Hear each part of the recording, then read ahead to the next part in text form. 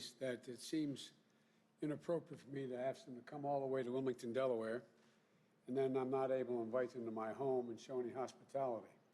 But hopefully we're going to get through this crisis sooner than later, and we can get back to normal. Let me begin by saying good afternoon.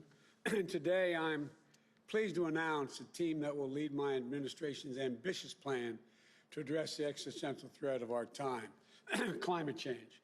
Excuse me. Like their fellow cabinet nominees and appointees, members of our environmental and energy team are brilliant, they're qualified, tested, and they are barrier busting. Today, the announcement, we will make the sixth of African American members of our cabinet, which is a record. After today, our cabinet won't just be one or two precedent-breaking appointments, but 12, including today's long overdue appointment of the first Native American cabinet secretary. And welcome, welcome, welcome. Thanks for being willing to do this. Already, there are more people of color in our cabinet than any cabinet ever, more women than ever. The Biden-Harris cabinet, it will be historic. The cabinet that looks like America, that taps into the best of America, that opens doors and includes the full range of talents we have in this nation. And like the rest of the team, today's nominees are ready on day one, which is essential because we literally have no time to waste. Just this year, wildfires burned more than 5 million acres in California and Washington State. Across the West, they're roughly the size of the entire state of New Jersey, literally burned to the ground. Intense and powerful hurricanes, tropical storms pummeled Florida, Louisiana, North Carolina, across the Gulf and along the East Coast. Record floods, hurricane-speed windstorms, and severe droughts ravaged the Midwest. And more Americans see and feel the devastation in big cities, small towns, on coastlines and in farmlands, in red states and in blue. Look, billions of dollars in damage, homes and memories washed away, small businesses closed for good, crops and farmlands destroyed for the next generation of family farmers. And just last year, the Defense Department reported that climate change is a direct threat to more than 2/3 of our military operational critical installations in the world, particularly in the United States. And this could well be a conservative estimate. And so many climate and health calamities are colliding all at once. It's not just a pandemic that keeps people inside, it's poor air quality. Multiple studies have shown air pollution is associated with the increased risk of death from COVID-19. Folks, we're in a crisis. Just like we need to be a unified nation in response to COVID-19, we need a unified national response to climate change. We need to meet the moment with the urgency it demands, as we would during any national emergency. And from this crisis, from these crises, I should say, we need to seize the opportunity to build back and build back better than we were before. That's what this administration is going to do with the help of these fine people. You know, when we think about climate change, we think jobs, good-paying union jobs. A key plank of our Build Back Better economy and economic plan is building a modern, climate-resistant infrastructure and a clean energy future. We can put millions of Americans to work modernizing water, transportation, and energy infrastructure to withstand the impacts of extreme weather. When we think about renewable energy, we see American manufacturers, American workers racing to lead the global market. We see farmers making agriculture first in the world to achieve net zero emissions and gaining new sources of income in the process on the farm. And we see small businesses and master electricians designing and installing innovative, energy-conserving buildings and homes. We're going to reduce electric consumption and save hundreds of thousands of dollars a year in energy costs. And we will challenge everyone to step up. And we'll bring America back into the Paris Agreement and put us back in the business of leading the world on climate change again. The current administration reversed the Obama-Biden fuel efficiency standards and picked big oil companies over American workers. Our administration will not only bring those standards back, we'll set new ambitious standards that our workers are ready to meet today. We see American workers building and installing over 500,000 electric vehicle charging stations across this country. We see American consumers switching to electrical vehicles through rebates and incentives. And not only that, the federal government owns and maintains an enormous fleet of vehicles. We're going to harness the purchasing power of our federal government to make sure we're buying clean electric vehicles that are made and sourced by union workers right here in America. Altogether, this will mean 1 million new jobs in the American auto industry. And we'll do another big thing, put us on a path of achieving a carbon pollution-free electric sector by the year 2035 that no future president can turn back. Transforming the American electric sector to produce power without carbon pollution will be the greatest spur to job creation and economic competitiveness in the 21st century, not to mention the benefits to our health and our environment. We need to get to work. We've got to get to work right away. We'll need scientists at national labs, land-grant universities, historic black colleges and universities to innovate the technologies needed to generate, store, and transmit this clean energy. We'll need engineers to design them, workers to manufacture them. We'll need iron workers and welders to install them. That's how we're going to become the world's largest exporter of these technologies, creating even more jobs. We know how to do this. The Obama-Biden administration reduced the auto industry and, or should I say, rescued the automobile industry while reducing pollution and at the same time helped them retool. We made solar energy cost competitive with traditional energy, weatherized more than 1 million homes. The Recovery Act made record clean energy investments, $90 billion, on everything from smart grid systems to clean energy manufacturing. And we're going to do it again, but this time bigger, faster, and better than before. We're also going to build 1.5 million new energy-efficient homes and public housing units that will benefit our communities 3 times over by alleviating the affordable housing crisis, by increasing energy efficiency, and by reducing the racial wealth gap linked to home ownership. We're going to create more than 250,000 jobs right away to do things like working toward plugging the 3,200,000 abandoned oil and gas wells that the EPA says pose an ongoing threat to the health and safety of our communities. They're going to be good-paying union jobs doing that. We're going to launch new modern-day civilian climate corps to heal our public lands and make us less vulnerable to wildfires and floods. And I believe that every American has a fundamental right to breathe clean air and drink clean water. But I know that we haven't fulfilled that right. No, we haven't fulfilled that right for a generation or more in places like Cancer Alley in Louisiana, or right here in my state along Route 9 and the Delaware Corridor.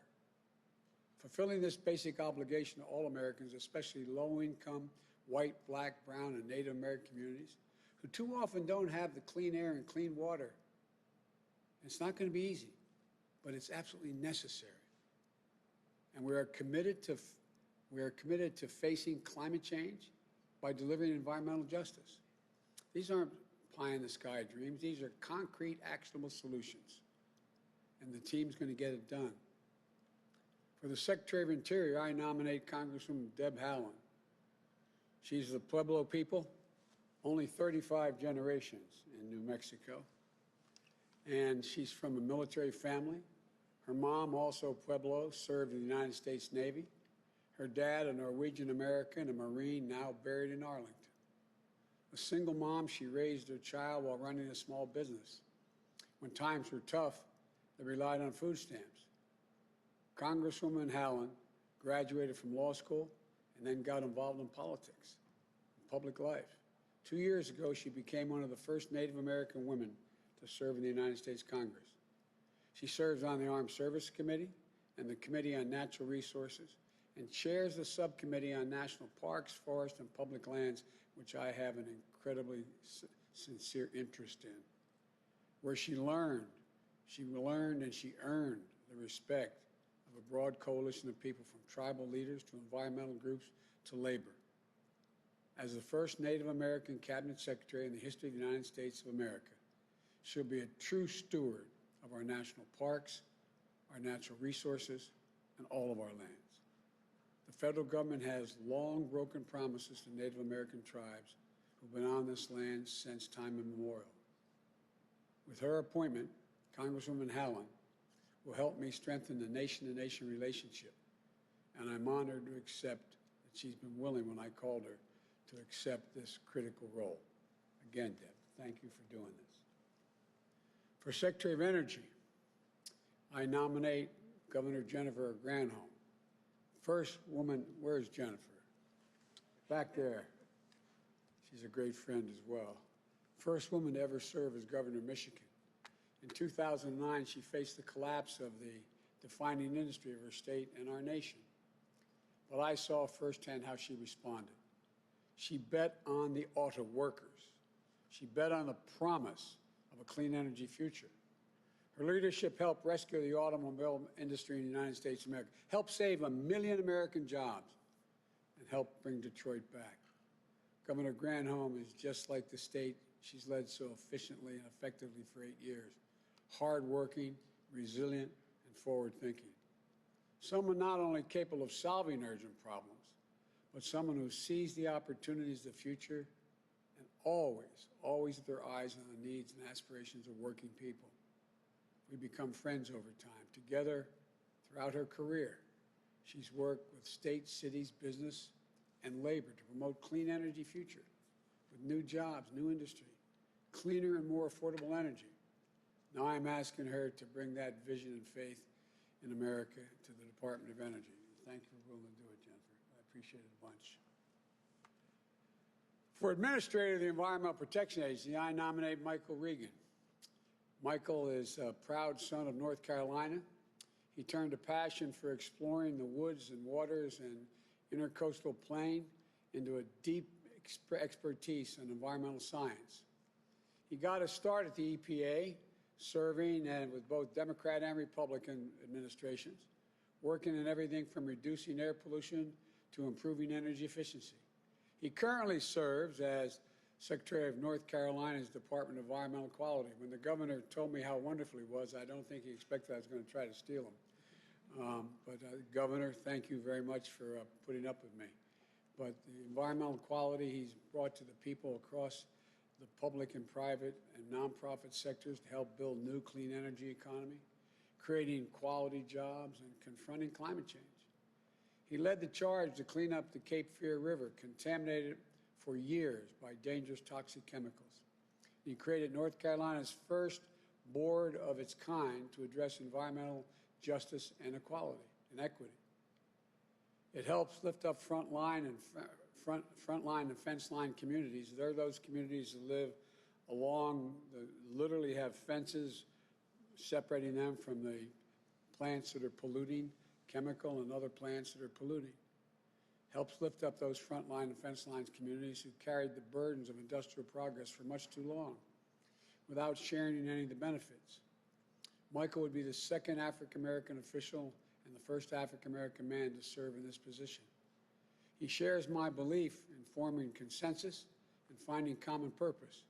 He's a leader who will respect the EPA's place as the world's premier environmental protection agency and reassert that as the world premier agency that safeguards our entire planet, protects our lives, and strengthens our economy for all Americans. And to chair the Council on Environmental Quality, I nominate Brenda Malloy, an accomplished public servant, brilliant environmental lawyer, daughter of a working-class family who has dedicated her life to solving the most complex environmental challenges facing America. She served in both Democratic and Republican administrations, helping safeguard our public lands, helping communities manage the natural resources responsibilities.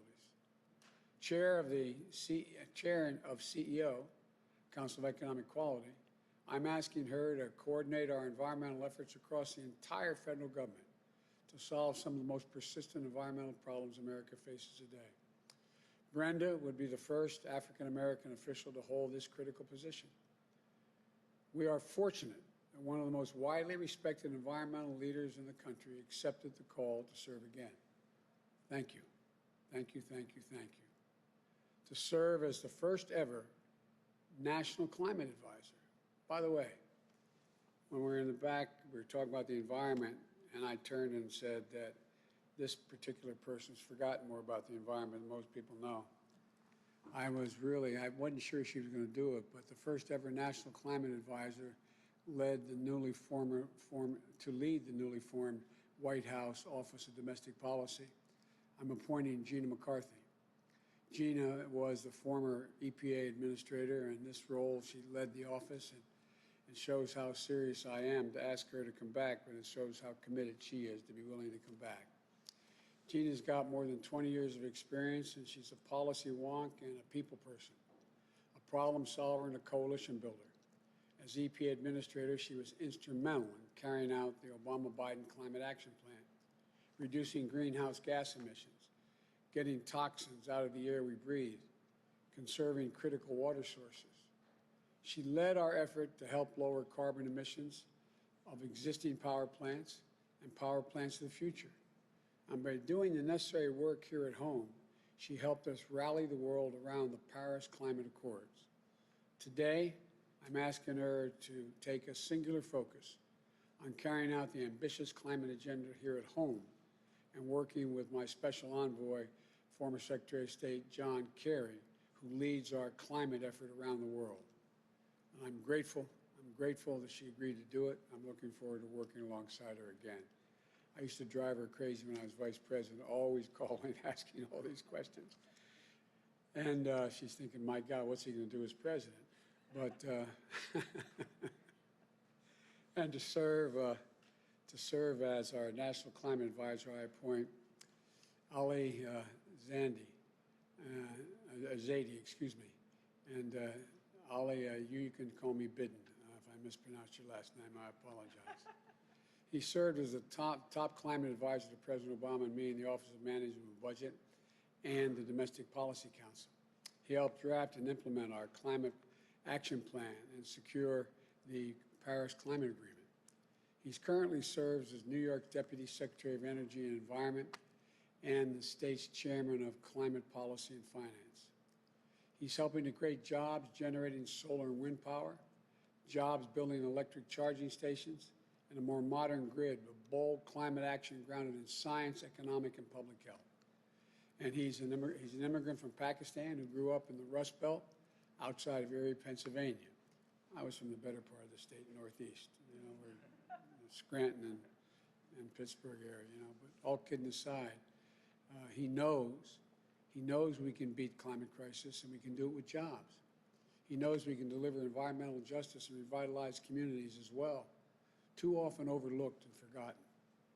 And every day he'll walk into the White House knowing the world is looking for America to lead. I say to each one of you, thank you for answering the call. And thank you to your families. We could not do this without them. We couldn't do it without you. To the career civil servants at the agencies, I know many of you have felt forgotten for a long time. We look forward to working with you, to once again carrying out your department's mission and honor the integrity of the offices and the organization you're involved with. And to the American people, yes, the goals I've laid out are bold. The challenges ahead are daunting. But I want you to know that we can do this. We must do this, and we will do this. We are America. There's nothing we can't do, and we do it together. So I say again to all of you, God bless you all. May God protect our troops. And now I'm going to turn this to the team, starting with our next Secretary of Interior, Congresswoman Deb Haaland. Deb, the floor is yours once they clean off the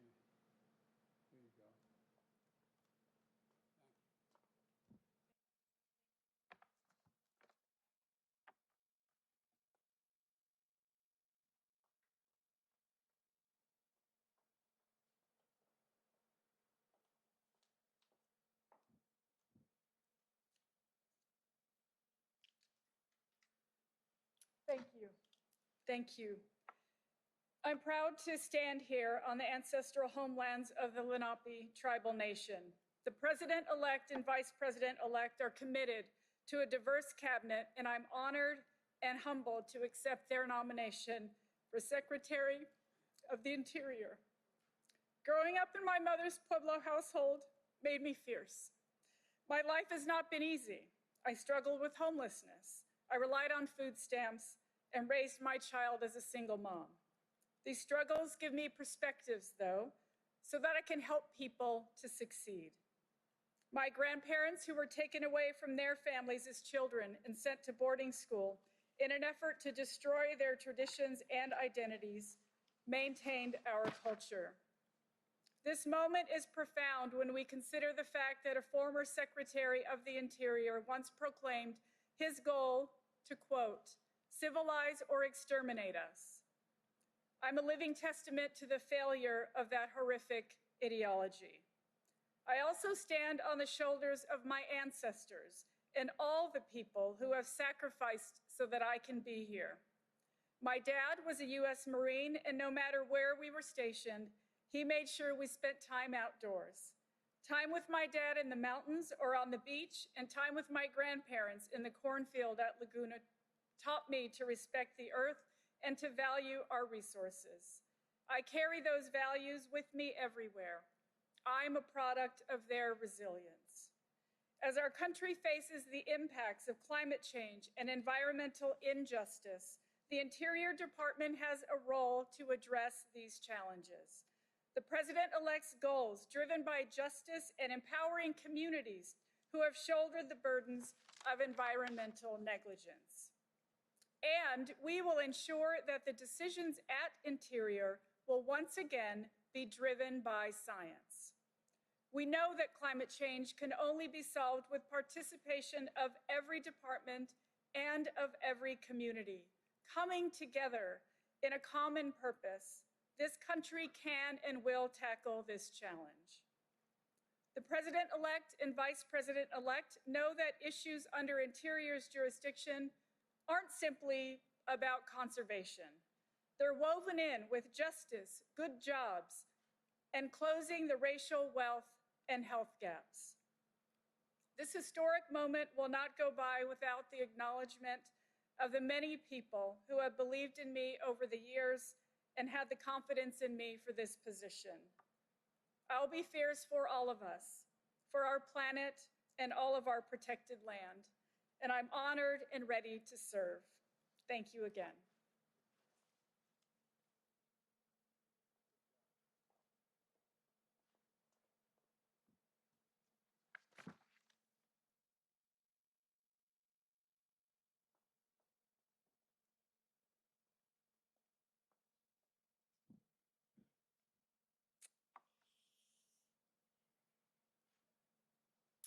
Mr. President-elect, Madam Vice President-elect, thank you for your confidence. I bring my gratitude and that of the loves of my life, my husband and best friend and partner, Dan Mulhern, my glorious children and their equally magnificent spouses, Connor and Alexis, Cece and Damian and Jack. My commitment to clean energy was forged in the fire. I was the governor of Michigan, as the president-elect said, during the Great Recession, when it struck and pushed our auto industry, which is the lifeblood of Michigan, to the brink of utter collapse. Workers were losing their jobs through no fault of their own. Banks wouldn't lend. People were losing their houses. Our unemployment rate in Michigan was 15%. In Detroit, it was 28%. But then, thankfully, as now, help was on the way. Joe Biden and the Obama administration worked with us to rescue the auto industry and the million jobs that are attached to it. They worked with us to retool and electrify Detroit for the future, of course, and to diversify Michigan's economy on the premise of this promising future in clean energy. So today, in the midst of another harrowing crisis, clean energy remains among the most promising jobs and economic growth sector in the world. Over the next 2 decades, countries and companies are going to invest trillions, not just billions, trillions, in electric cars and batteries and wind turbines and solar panels and energy efficient appliances and energy efficient buildings. They're going to upgrade their electric grids using smart technology. Millions of good paying jobs are going to be created. Millions. But where? Where will those jobs be? Are they going to be in China or in the other countries that are fighting tooth and nail to corner the market on this hopeful electric and clean energy future? Or are those jobs going to be here in America?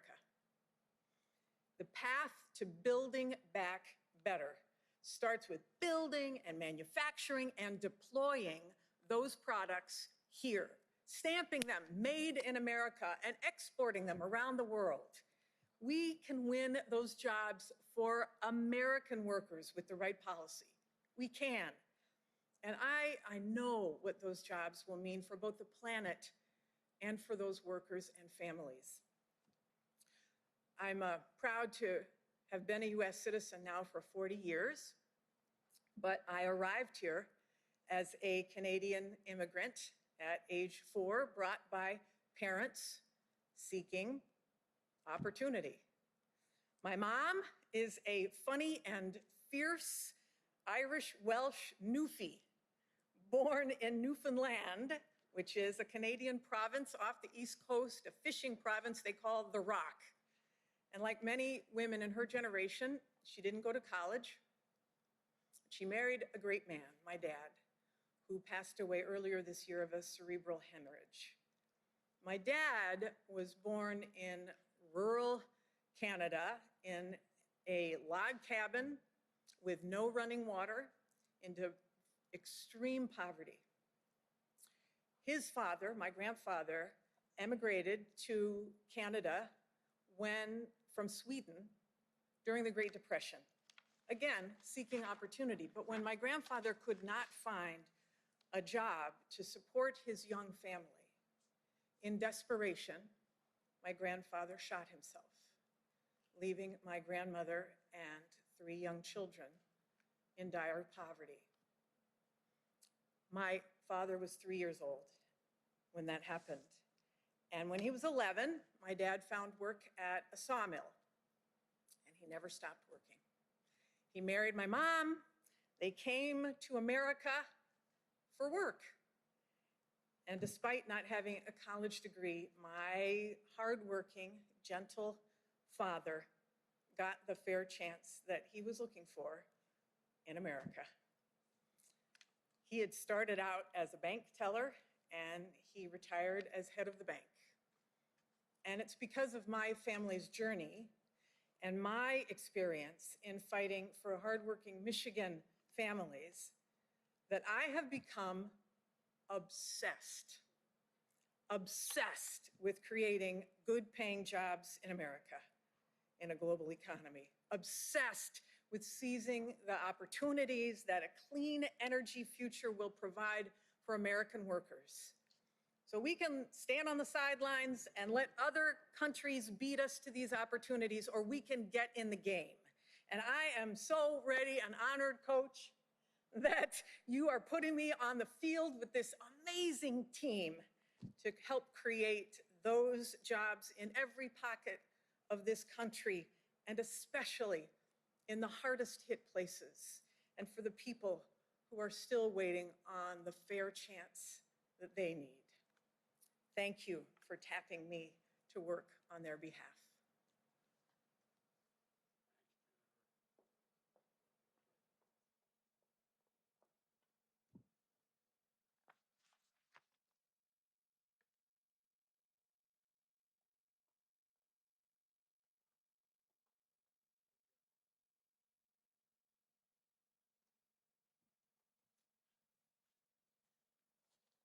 Mr. President-elect, Madam Vice President-elect, thank you for this opportunity.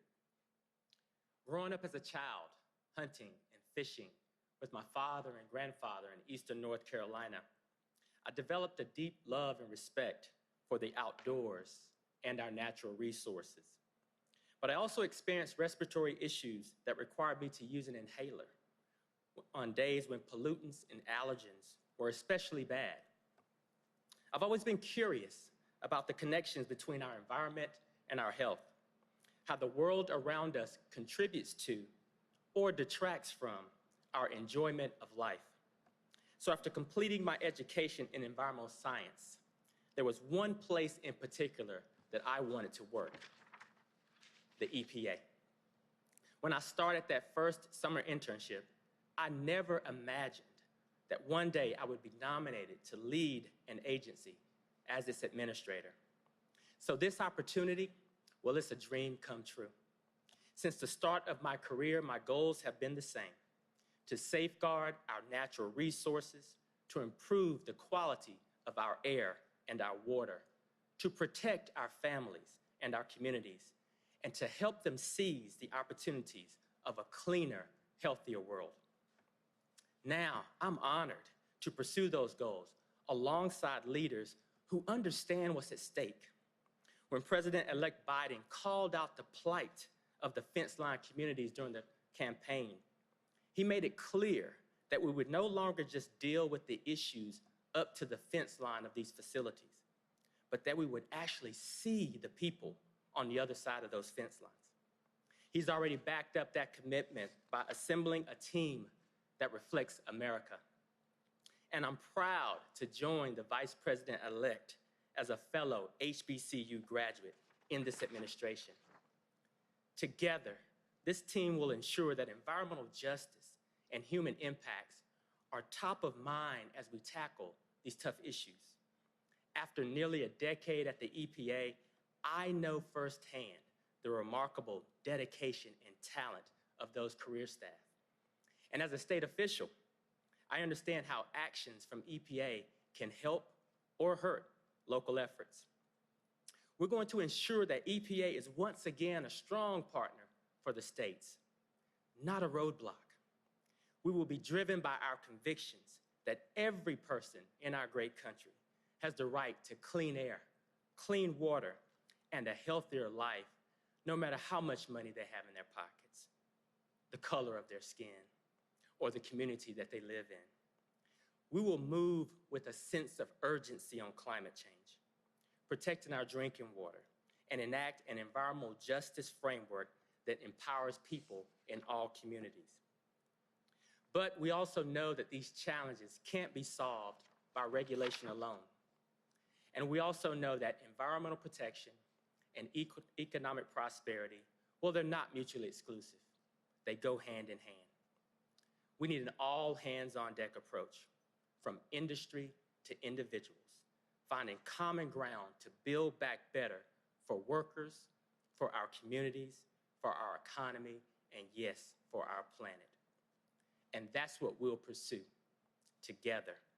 I look forward to continuing this work on behalf of the American people.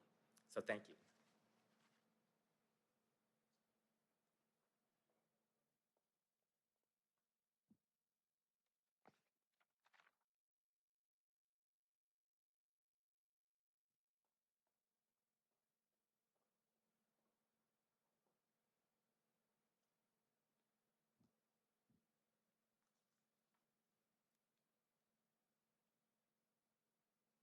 Good afternoon. Mr. President-elect, Madam President-elect, Madam Vice President-elect, I am honored and humbled by the trust you've placed in me, and I look forward to getting to work with this incredible team. I'm especially grateful for the chance to return to public service at a time when agency personnel are looking for optimism. And so many communities are struggling under the weight of persistent, interwoven crises. I know firsthand the challenges that everyday people face when one unexpected illness or expense can upend the economic stability of a family. I grew up in the working class community of Waterbury, Connecticut, a town not so different from Scranton, Pennsylvania. I know the faces of the marginalized, and I appreciate the challenges of urban pollution. While the words climate change and environmental injustice were not part of the vernacular back then, the evidence of their impacts was all around. In that setting, there was plenty of opportunity to work to make a difference in people's lives. For my parents, and particularly my father, dedication to tackling community challenges was vitally important. Service in all its forms was essential. They taught me to be a problem solver, to recognize that each of us is blessed with different talents, and we are all called to bring those gifts to bear in wherever we are, to work with anyone and everyone to make things better in communities that we share. This has been the driving force and the guiding principle of my journey. I earned a high school scholarship that changed the course of my life. I became the first person in my family to go to college. I attended law school, and at each stage, I was aware of how different the world I came from was from the one I was entering. I didn't set out to specialize in environmental issues, but once I started, I was always mindful of the practical implications of the decisions. As a staffer at the Connecticut Commission on Human Rights, I learned that environmental protection and ensuring the health and well-being of all communities had to be reconciled. It is essential that we deploy smart and humane policy to help communities pull themselves back from the edge and improve the health, security, and prosperity of all people. The Build Back Better plan is poised to breathe new life into the Council on Environmental Quality. CEQ will work with a broad range of partners on a broad range of issues, tackle the full breadth of climate change, preserve the natural treasures of our nation, center environmental justice, and help more communities overcome legacy environmental impacts. I am grateful to the President-elect and Vice President-elect for elevating this work and lifting up the communities where it will make the most difference. Thank you for the opportunity to serve.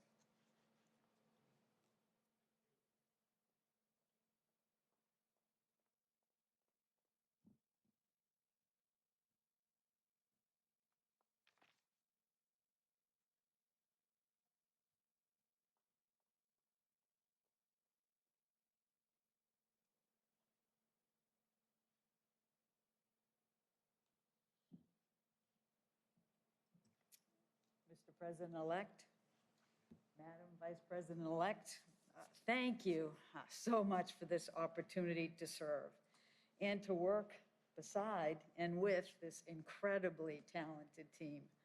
You know, the issues I've been taking on in this role are very personal to me, and they have been for as long as I can remember.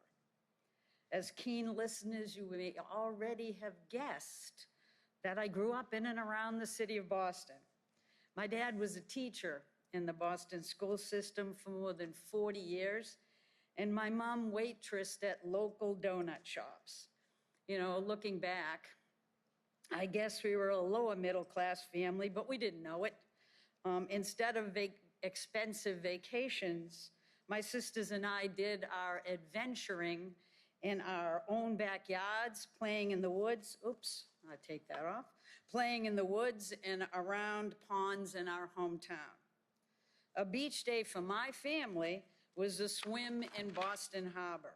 And at that point in time, it meant coming out of the water with oil and other things stuck to our skin. So we'd have to dry and clean ourselves all at the same time. Well, that was back in the 60s, before the first Earth Day. But we managed, and Boston Harbor today is terrific. But all I can think of is back when I was in grammar school and the nuns used to jump up and say, run, close the windows in your classrooms, because when the rubber factory across the street started to spew chemical stenches into the air, it would come wafting into our classroom. And that smell kept us from recess more days than I or my teacher ever cared to remember. So I figured out early that there was just an intrinsic connection between our environment and our health. And that understanding drew me into a very long career of public service, which I will never regret and always cherish. And I did it because I was trying to help families and communities just like mine, and those who are facing certainly much steeper and more insidious legacies of environmental harm, so they could overcome the challenges that were holding them back. Environmental protection is part of my moral fiber. It's what I live for.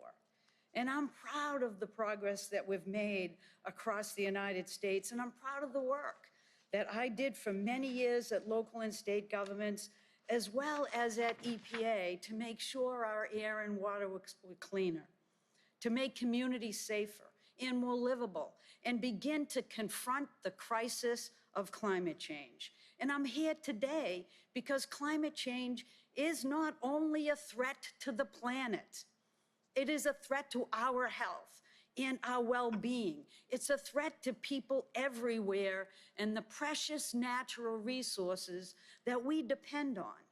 Defeating this threat is the fight of our lifetimes, and our success will require the engagement of every community, every sector in our nation, and every country in the world. But the opportunities to act on climate change right now fill me with incredible optimism, with hope, with energy and excitement.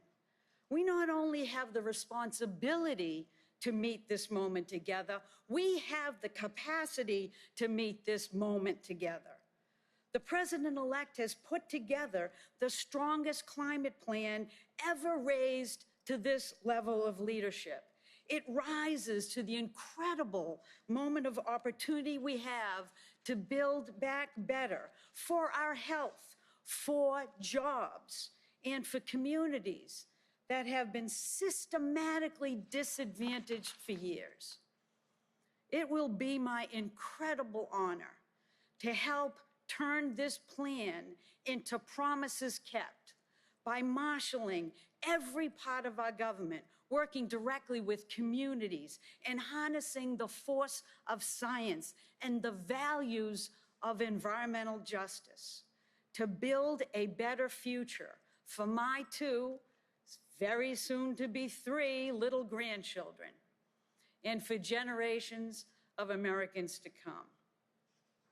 So thank you for this opportunity to help put Americans back to work in innovative, good-paying, clean energy jobs, to improve the health of our communities, and to help clear the path for people in every hometown in America to live brighter, cleaner, and more vibrant lives. Thank you.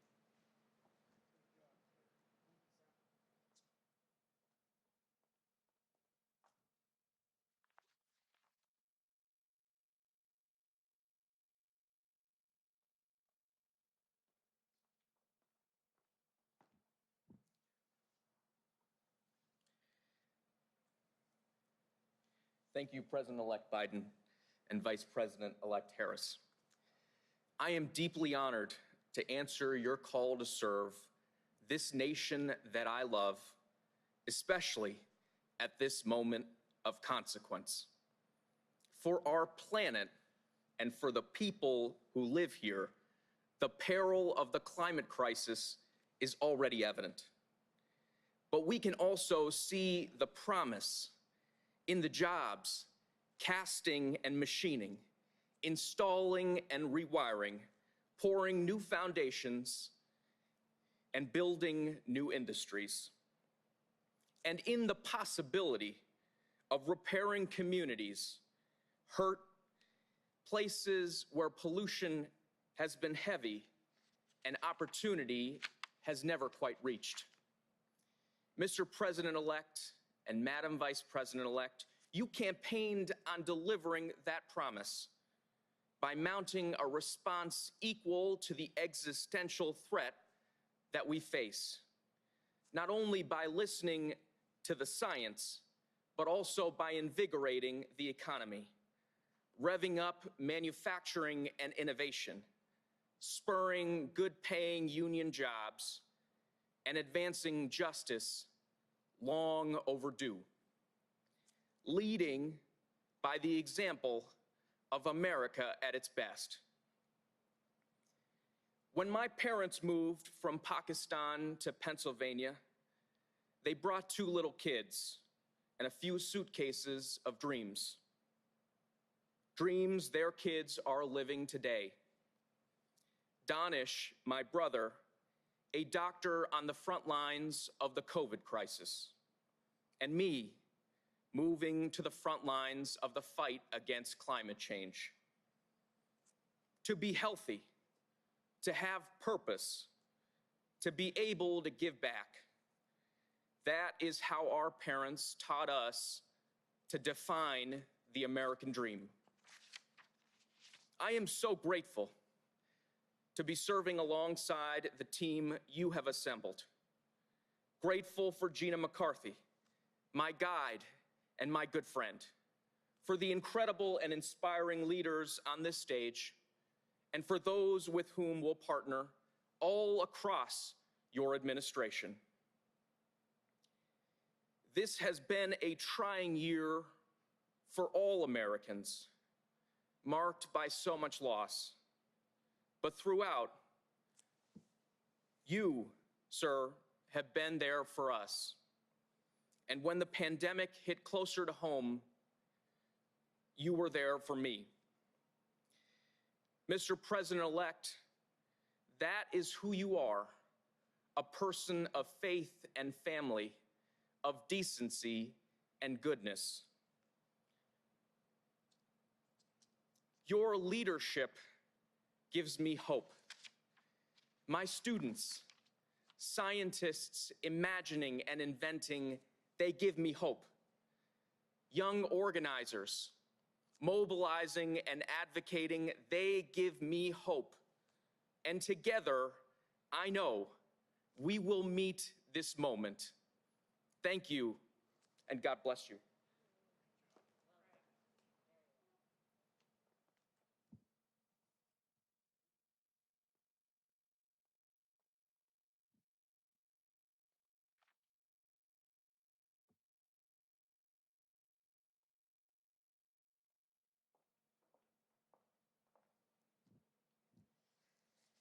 Good afternoon.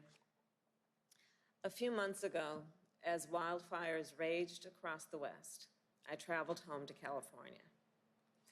What I saw on that trip, and so many others in recent years, was heartbreaking. Charred playgrounds, homes and neighborhoods in ashes, firefighters battling fires while their own homes burned to the ground. My brother-in-law is actually a firefighter in California as well. Some of the most toxic air anywhere in the world. 2 years ago, in 2018, when I visited communities like Paradise, California, that had been devastated by wildfires, that year's fire season was considered the worst in California's history. This fire season was even worse, the worst in California's history and America's history. And of course, fires are only one symptom of our growing climate crisis. In recent years, families across the Midwest have experienced historic flooding, while families all along our coast have endured some of the most active hurricane seasons on record. They only name a storm if it's particularly dangerous. This year, we had more named storms than ever before. Our climate crisis is not a partisan issue, and it is not a hoax.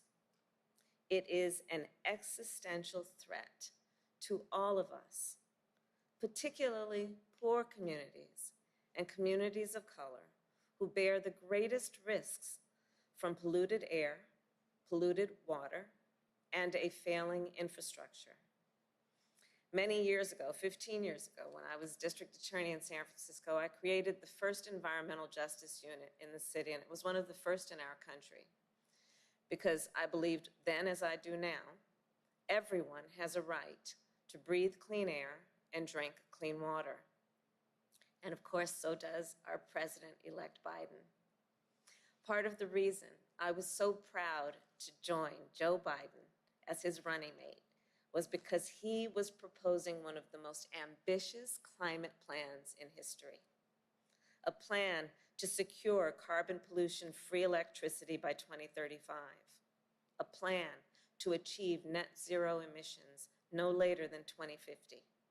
A plan to invest in a clean energy future and create millions of good-paying union jobs along the way. And the team that President-elect Biden and I are announcing today will help make that plan a reality. These are some of our country's most seasoned public servants and climate experts. They have experience mastering the most effective ways to get things done when it comes to climate change. They recognize the importance of bringing together the private sector and organized labor together with government to meet these challenges and to confront this crisis head-on with our allies and partners around the world. And they are compassionate leaders who understand that ultimately, addressing climate change is about building safer communities and healthier communities and thriving communities for all Americans. These public servants reflect the very best of America, and they are the team we need to meet this urgent challenge. In his 2015 encyclical, the Holy Father Pope Francis wrote, quote, "Humanity still has the ability to work together in building our common home. Starting on January 20th, we will work to heed those words and come together here in our country and around the world to build and protect our common home for generations to come." Thank you, Mr. President-elect, for this day. Thank you.